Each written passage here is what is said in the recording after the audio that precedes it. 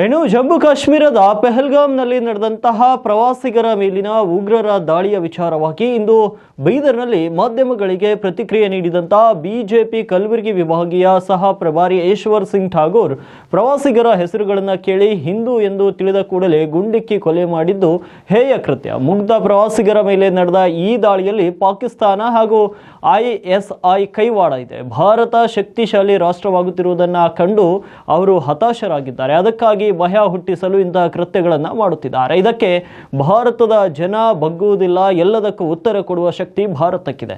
24 ಗಂಟೆಗಳಲ್ಲಿ ಆ ಭಯೋತ್ಪಾದಕರಿಗೆ ಏನು ಶಿಕ್ಷೆ ಕೊಡಬೇಕೆಂಬುದು ಕೇಂದ್ರ ಸರ್ಕಾರಕ್ಕೆ ಗೊತ್ತಿದೆ ಅಂತ ಪಾಕಿಸ್ತಾನ ಮತ್ತು ಎಐಎಸ್ಐ ವಿರುದ್ಧ ಅವರು ಹರಿದಾಯ್ದರು. ಮುಂದಿನ 24 ಗಂಟೆಗಳಲ್ಲಿ ಆ ಭಯೋತ್ಪಾದಕರಿಗೆ ಏನು ಶಿಕ್ಷೆ ಕೊಡಬೇಕೆಂಬುದು ಕೇಂದ್ರ ಸರ್ಕಾರಕ್ಕೆ ಗೊತ್ತಿದೆ ಅಂತ ಪಾಕಿಸ್ತಾನ ಮತ್ತು ಐಎಸ್ಐ ವಿರುದ್ಧ ಈಶ್ವರ್ ಸಿಂಗ್ ಠಾಗೋರ್ ಹರಿದಾಯ್ದರು. ಪಹಲ್ಗಾಮ್ನಲ್ಲಿ ಪ್ರವಾಸಿಗಳ ಮೇಲೆ ಭಯೋತ್ಪಾದಕರ ದಾಳಿಯಾಗಿದ್ದನ್ನು ಅಮಾನವೀಯ ದಾಳಿಯನ್ನು ತಾವು ಹೇಳಿದ್ರಿ.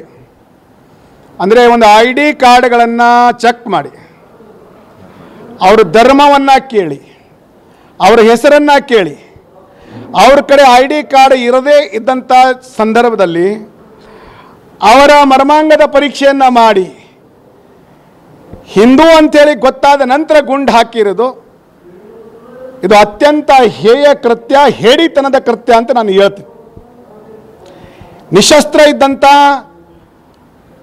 ಅಲ್ಲಿನ ಕಾಶ್ಮೀರನ್ನು ನೋಡಲಿಕ್ಕೆ ಹೋದಂಥ ಮುಗ್ಧ ಜನರ ಮೇಲೆ, ಪ್ರವಾಸಿಗರ ಮೇಲೆ ಈ ರೀತಿ ದಾಳಿ ನಡೆದಿದ್ದು. ಮತ್ತು ಇದರ ಹಿಂದೆ ನಮಗೆ ನೇರವಾಗಿ ಪಾಕಿಸ್ತಾನ ಮತ್ತು ಪಾಕಿಸ್ತಾನದ ಸಂಸ್ಥೆ ಆದಂಥ ISI ಕೈವಾಡ ಇದೆ ಅನ್ನುವಂಥದ್ದನ್ನು ನೇರವಾಗಿ ನಾನು ಹೇಳ್ತೇನೆ. ಮತ್ತು ಹತಾಶರಾಗಿದ್ದಾರೆ. ಭಾರತ ಅತ್ಯಂತ ದೊಡ್ಡ ಶಕ್ತಿಶಾಲಿ ರಾಷ್ಟ್ರ ಆಗ್ತಾ ಇದೆ ಅಂತೇಳಿ ಹತಾಶರಾಗಿದ್ದಾರೆ. ಅದಕ್ಕೋಸ್ಕರ ಭಯ ಹುಟ್ಟಿಸ್ಬೇಕಂತೇಳಿ ಪ್ರಯತ್ನವನ್ನು ಮಾಡ್ತಾ ಇದ್ದಾರೆ. ಇದಕ್ಕೆ ಭಾರತದ ಜನ ಬಗ್ಗುವುದಿಲ್ಲ. ಭಾರತ ಎಲ್ಲದಕ್ಕೂ ಉತ್ತರ ಕೊಡುವಂಥ ಶಕ್ತಿ ಇವತ್ತು ಕೇಂದ್ರದ ಸರ್ಕಾರದಲ್ಲಿದೆ. 24 ಗಂಟೆ ಕೂಡ 24 ಗಂಟೆಯಲ್ಲೇ ಕೂಡ ಟೆರರಿಸ್ಟ್ಗಳನ್ನು ಅವರನ್ನು ಯಾವ ಶಾಸ್ತಿಯನ್ನು ಮಾಡಬೇಕು ಅದನ್ನು ಸರ್ಕಾರ ಮಾಡ್ತಾ ಇದೆ. ನಮಗೆ ಪೂರ್ಣವಾದಂಥ ವಿಶ್ವಾಸ ಇದೆ. ಮತ್ತು ಹಿಂದೆ ಇರುವ ಯಾರೂ ಈ ಘಟನೆ ಹಿಂದೆ ಪಾಕಿಸ್ತಾನ ಇದೆಯೋ ISI ಇದೆಯೋ ಅವರಿಗೆಲ್ಲರಿಗೆ ಹೇಗೆ ಪಾಠ ಕಲಿಸ್ಬೇಕಂತೇಳಿ ಕೇಂದ್ರ ಸರ್ಕಾರಕ್ಕೆ ಗೊತ್ತಿದೆ, ಕಲಿಸ್ತಾರನ್ನುವಂಥ ಪೂರ್ಣ ವಿಶ್ವಾಸ ಇದೆ.